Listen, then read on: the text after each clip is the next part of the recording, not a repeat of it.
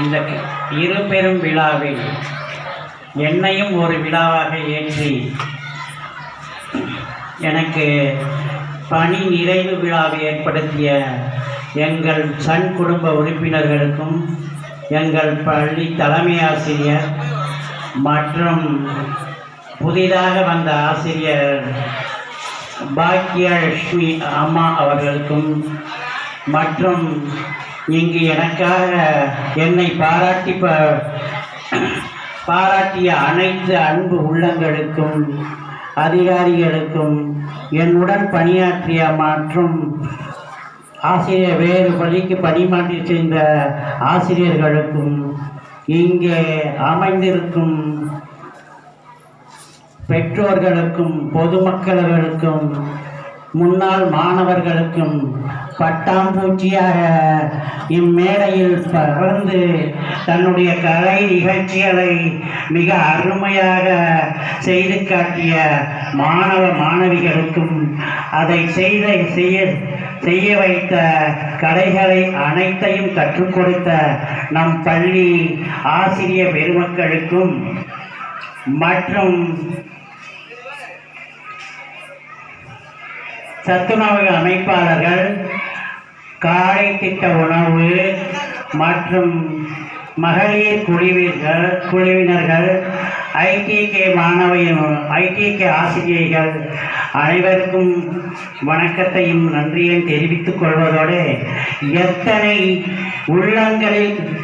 உள்ளங்கள் என் இதயத்தில் இருக்கிறதோ என்பது எனக்கு தெரியவில்லை. ஆனால் நான் எத்தனை உள்ளங்களில் இருக்கிறேன் என்பதை இன்று கண்டு மகிழும் பொழுது நான் உங்களுக்கெல்லாம் என்ன செய்ய முடியும் என்பதை என்னால் நினைத்து முடியவில்லை. கடைசி 2 ஆண்டுகள் இறைவன் என்னை பழி வாங்கிவிட்டான் என்பதை தான் நான் வருத்தப்பட்டு கொண்டிருக்கிறேன். ஏனென்றால் எந்த அளவுக்கு ஃபஸ்ட்டு 2023 இங்கே வந்தோன்னா அதே போல் வீட்டிற்கு போக வேண்டும் என்று நினைத்தேன். ஆனால் இன்று உங்களிடம் உட்கார்ந்து பேசும் அளவிற்கு இருக்கின்றேன் என்றால் அதற்கு எங்கள் சன் குடும்ப உறுப்பினர்கள் தான் மிக எனக்கு ஒரு பூஸ்டாக இருந்தார்கள். முன்னாள் தலைமை ஆசிரியரும் முன்னாள் தலைமை ஆசிரியரும் கணவரும் என்னை அடிக்கடி பூஸ்ட் பண்ணி கொண்டே இருப்பார்கள். எங்கள் ஆசிரியர்களை நான் ஆசிரியராக மதிக்கவில்லை, என் உடன் பிறந்த சகோதர சகோதரிகள் தான் அவர்கள்.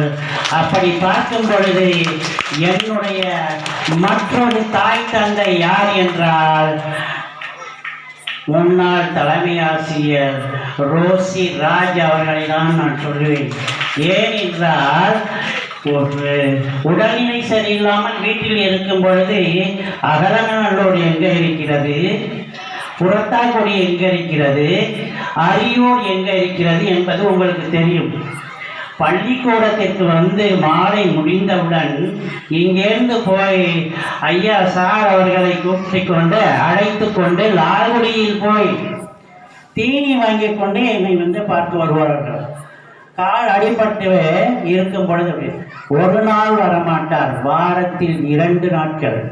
ஒரு பெற்ற தாய் தன் குழந்தையை பார்க்க செல்ல வேண்டும் என்றால் எப்படி செல்லணுமோ அதை விட மிக அன்புடன் பாசத்துடன் வருவார்கள்.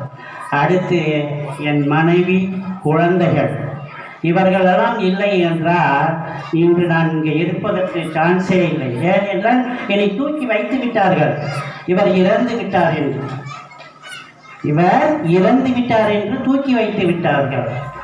எல்லாம் இவங்க அப்போ எங்கள் பையன் மட்டும்தான் நான் போனேன். டிரைவருடன் என் மனைவியை நான் இருக்கிறோம்.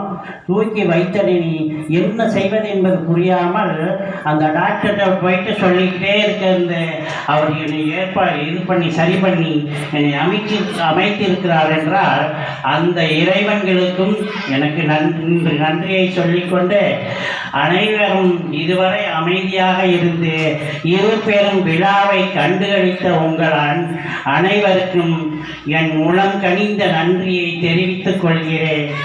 அமர்ந்திருந்து உங்களிடம் பேசுவதை கொஞ்சம் மன்னித்துக் கொள்ள கேட்டுக்கொண்டு உங்கள் அனைவருக்கும் மீண்டும் நன்றி நன்றி நன்றி. வணக்கம்.